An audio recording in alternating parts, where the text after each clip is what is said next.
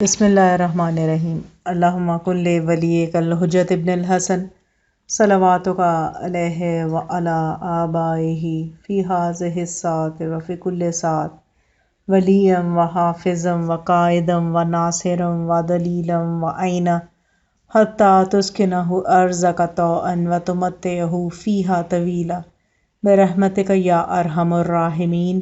اللہم صلی علی محمد وآل محمد وعجل فرجہم۔ السلام علیکم کنیزان زہرا و منتظرین امام زماں۔ آج 24 رجب المرجب 1441 ہجری ہے۔ ایام عزا، ایام سوگوار، ایام گریہ و زاری اور ایام شہادت۔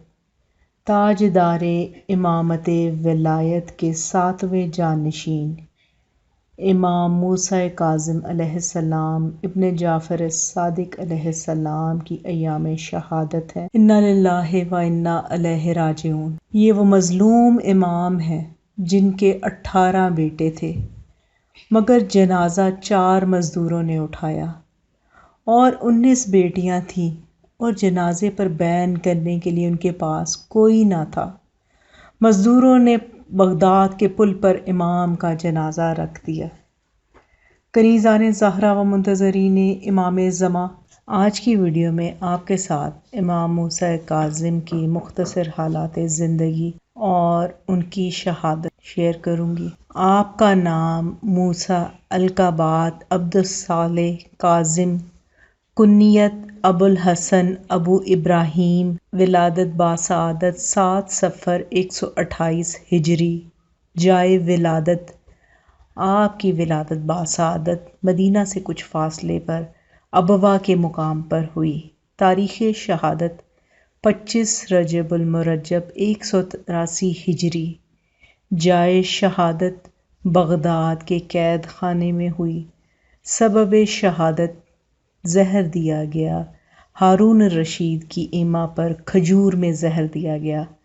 آپ کا مزار مقدس کاظمین بغداد میں ہے۔ امام موسیٰ کاظم کا لقب کاظم کی وجہ تسمیہ۔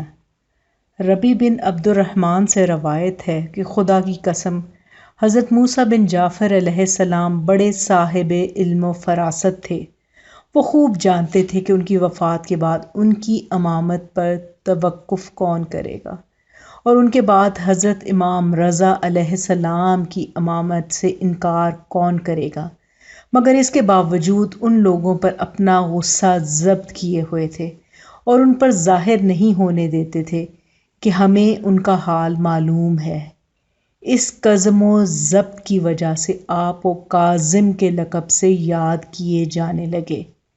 یہ روایت عیون الاخبار الرضا کی جلد نمبر 1 کے صفحہ نمبر 113 میں ہے۔ نقش خاتم حسین بن خالد سے روایت ہے کہ حضرت امام رضا علیہ السلام نے فرمایا کہ حضرت امام ابو الحسن موسیٰ ابن جعفر علیہ السلام کا نقش خاتم حسبی اللہ تھا۔ راوی کا بیان ہے کہ حضرت امام رضا علیہ السلام نے اپنا ہاتھ بڑھا کر آپ کی انگشت مبارک پر آپ کے پدر بزرگوار کی انگوٹھی تھی اور اس انگوٹھی کا نقش مجھے دکھایا۔ یونس نے حضرت امام رضا علیہ السلام سے روایت کی ہے کہ آپ نے فرمایا کہ میرے پدر بزرگوار کا نقش خاتم حسبی اللہ تھا۔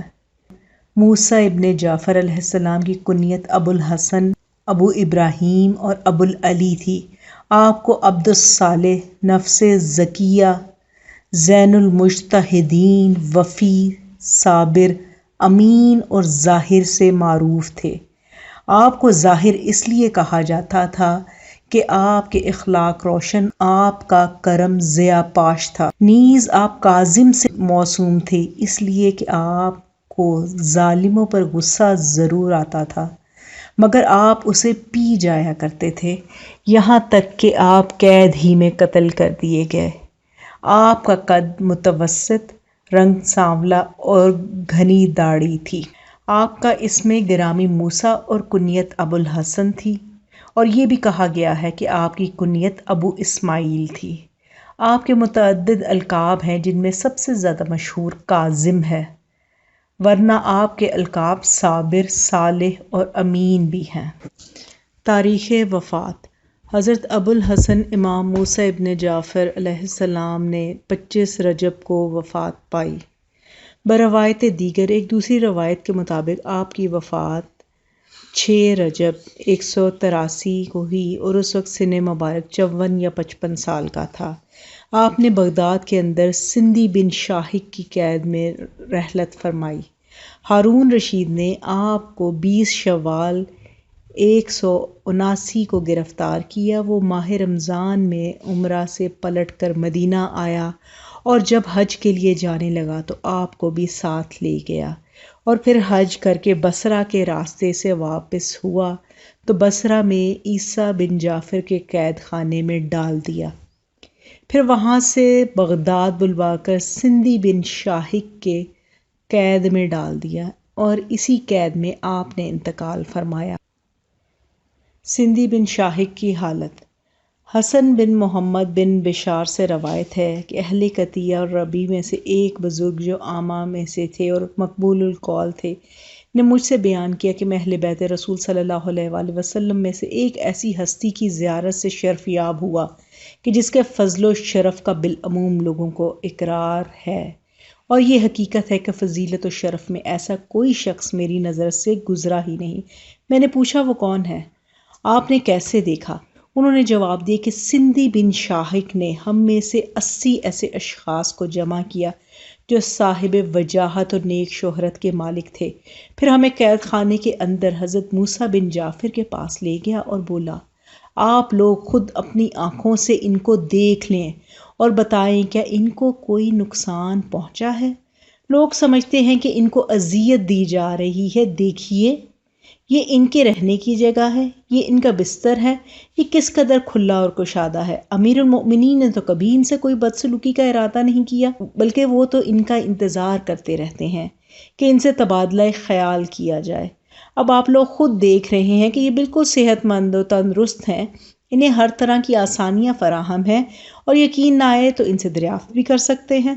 راوی کا بیان ہے کہ ادھر ہم لوگ کبھی ان کو دیکھتے اور کبھی ان کے فضل و شرف اور علوم مرتبت پر نگاہ کرتے کہ اتنے میں موسیٰ بن جعفر علیہ السلام نے ارشاد فرمایا کہ جہاں تک آسانیوں کا تذکرہ کیا گیا تو وہ ایک حد تک ٹھیک ہے، مگر اے لوگو میں تمہیں بتا دوں کہ مجھے تو کھجوروں میں زہر دیا گیا ہے، اب تک میرا جسم بالکل سبز ہو جائے اور کل کے بعد میرا انتقال ہو جائے گا۔ راوی کا بیان ہے کہ میں نے سندی بن شاہق کو دیکھا کہ وہ لرز رہا ہے اور کھجور کی ایک شاخ کی طرح کانپ رہا ہے۔ حسن راوی کا بیان ہے جن بزرگ نے مجھ سے یہ واقعہ بیان کیا کہ وہ اچھے لوگوں میں شمار ہوتے تھے، راست گو اور مقبول القول تھے، اور سب لوگ ان کو بہت زیادہ قابل وثوق سمجھتے تھے۔ یہ روایت عیون الاخبار الرضا میں جلد نمبر 1 کے صفحہ نمبر 93 میں اور امالی میں شیخ صدوق نے بھی اس کا ذکر کیا۔ قید خانے میں عبادت کا حال: عبداللہ بن بحر شیخانی سے روایت ہے، ان کا بیان ہے کہ مجھ سے خضری ابو العباس نے کوفہ میں بیان کیا، مجھ سے صوبانی نے کہا کہ حضرت ابوالحسن موسیٰ بن جعفر علیہ السلام مسلسل 10 سال سے کچھ زیادہ روزانہ طلوع آفتاب سے زوال تک ایک سجدے میں گزارتے تھے۔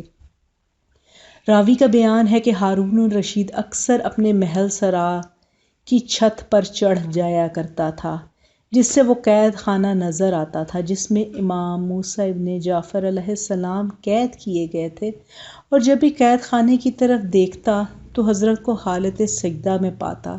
ایک دن اس نے فضل بن ربی سے کہا، یہ کپڑا کیسا ہے جس میں روزانہ اس مقام پر پڑا ہوا دیکھتا ہوں؟ تو اس نے جواب دیا، یا امیر المؤمنین وہ کوئی کپڑا نہیں ہے بلکہ حضرت ابوالحسن موسیٰ بن جعفر علیہ السلام روزانہ طلوع آفتاب سے وقت زوال تک سجدے ہی میں رہتے ہیں۔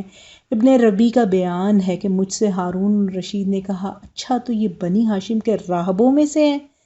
میں نے کہا، یہ آپ کا کیا بگاڑ سکتے ہیں، انہیں تو آپ نے قید خانے میں بند رکھا ہے۔ امام موسیٰ کاظم علیہ السلام کی شہادت کے پردرد موقع پر چہارد معصومین علیہم السلام بالخصوص امام زمانہ اجل اللہ تعالیٰ فرجہ شریف کی خدمت میں پرسہ پیش کرتے ہیں۔ مولا پرسہ قبول کیجیے۔